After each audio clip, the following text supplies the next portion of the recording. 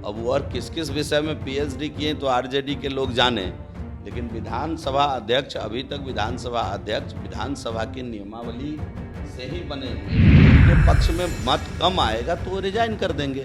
तो अभी तक तो सब नियम संगत बात है, तो इसमें थेथरोलॉजी की बात कहाँ से आ गई? नीतीश कुमार इन सब बातों से ठगाने वाले लोग नहीं हैं। नीतीश कुमार तेजस्वी जी को ठगने के लिए दोबारा साथ लिए हैं। बना ही है, अवसरवादिता के कारण ये गठबंधन बना है, और जिसको जब तक अपने अवसर की लालसा इस गठबंधन में जगी रहेगी तब तक ये गठबंधन चलता रहेगा। बिहार में सत्ता परिवर्तन होने के बाद विधानसभा अध्यक्ष के खिलाफ अविश्वास प्रस्ताव लाया गया, लेकिन अभी तक जो है विधानसभा अध्यक्ष ने इस्तीफा नहीं दिया है। इस बात को विपक्ष कह रहा है और कह रहा है कि भारतीय जनता पार्टी के नेता जो हैं वो थेथरोलॉजी में पीएचडी करके आए, इस तरह के बयान दे रहे हैं। बात करेंगे, हमारे साथ बिहार सरकार के पूर्व मंत्री जीवेश मिश्रा हैं।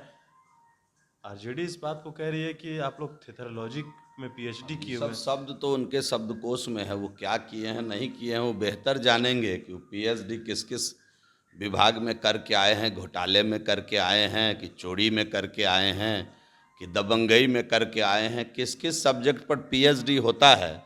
हमको तो पता था कि पढ़ने लिखने वाले विषय में ही पीएचडी होता है।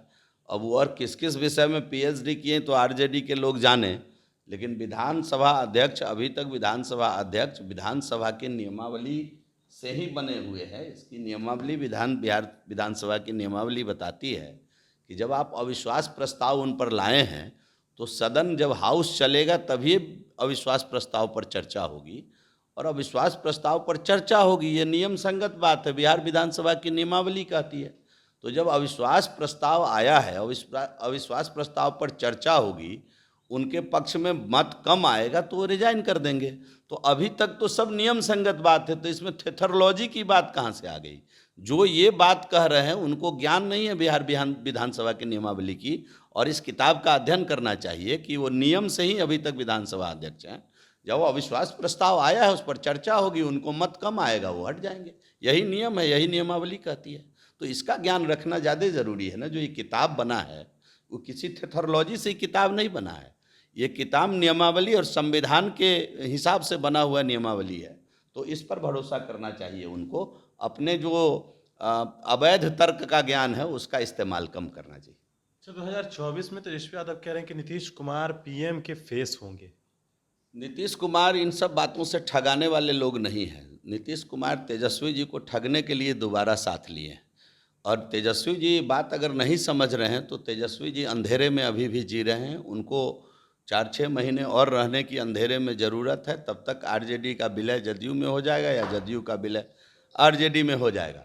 तो इन चीज़ों पर कोई चर्चा का विषय नहीं है। तेजस्वी जी क्या कहेंगे? कल ही केजरीवाल की पार्टी कह रही है कि 24 का चेहरा केजरीवाल है, उधर ममता दीदी की पार्टी कह रही है 24 का चेहरा दीदी है, कांग्रेस के लोग कह रहे हैं 24 का में कोई वैकेंसी प्रतिपक्ष में नहीं है, राहुल गांधी उसके चेहरा है। तो अब जितने जिन लोगों के पास 6-7 सांसद है वो सब 24 के चेहरा हैं।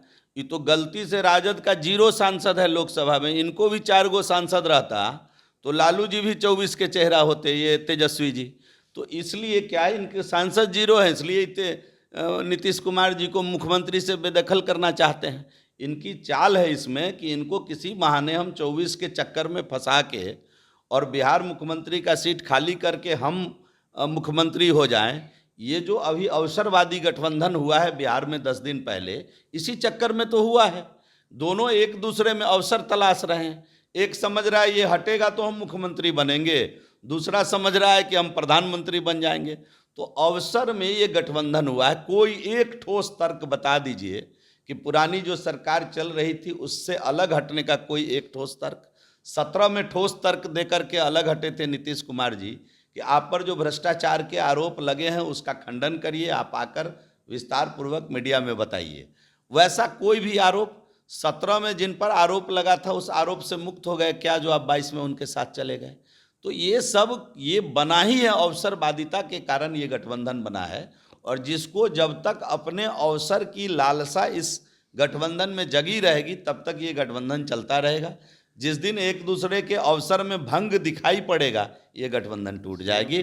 लिख कर रख लीजिए मेरी बात। और आप ही कह रहे हैं, जब आप देख लीजिए ना, जब हम लोग कहते हैं जंगल राज 3 रिटर्न आ गया तो कहते हैं कि साहब कल तक इनको जंगल राज नहीं दिख रहा था, आज दिख रहा है। अचानक जब जब राजद की सरकार सत्ता में आई है, आप देख लीजिए, पीछे भी देख लीजिए, 90 से 2005 देख लीजिए, फिर आप 15 से 17 का दौर देख लीजिए, जब जब राजद सत्ता में आई है, जो आपराधिक मंसूबे के लोग हैं, जो असामाजिक तत्व हैं, उनका मनोबल बढ़ जाता है। इसी के कारण आप देख लीजिए कि जिस राज्य में सीएम सुरक्षित नहीं हो, सीएम का कारकेट सुरक्षित नहीं हो, आम जनता की बात आप कैसे कर सकते हैं सुरक्षा की? तो ये तो कोई हम थोड़े कह रहे हैं, कल जो घटना घटी है वो तो किस प्रकार घटी है, ये तो भारतीय जनता पार्टी के लोग थोड़े इस घटना को घटित करने के लिए जिम्मेदार हैं।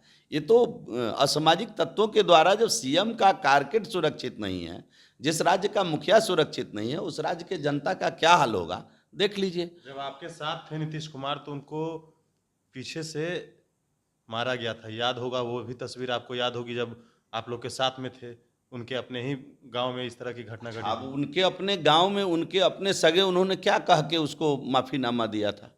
एक सिंगल व्यक्ति उनके कारकेट में, उनके काफिला में घुसकर उनके नज़दीक तक पहुंच गया और बाद में उसको उन्होंने अपना सगा ही बताकर माफ़ किया। तो ये एक अलग व्यक्तिगत, कोई नज़दीक आ गया हो आपका कोई, आप हमारे पास अभी बैठे हैं, आप अगर हाथापाई कर दीजिए तो इसको अपराध की संज्ञा में किस प्रकार रखा जाए, ये तो अलग विषय हो सकता है। लेकिन पूरे कारकेट पर एक षड्यंत्र के तरीके से हमला हो जाना, ये बात चिंता का विषय है। इस पर विचार करना चाहिए सरकार को। हम तो विपक्ष है, हम तो हर बार उनको विपक्ष के आईने में झांकने पर मजबूर करेंगे। अगर सरकार को ठीक से चलाना है तो इन चीज़ों पर विचार करना चाहिए, और खुशफहमी में रहेंगे तो बिहार की जनता विचार करेगी। चलिए, बिल्कुल। तो देखिए, हमारे साथ जीवेश मिश्रा थे, जो कई सवाल थे हमने इनसे लिए हैं, चाहे विधानसभा का मामला हो या 24 में नीतीश कुमार का चेहरा, तमाम सवालों के जवाब इन्होंने दिए हैं। नेशन के साथ नमस्कार।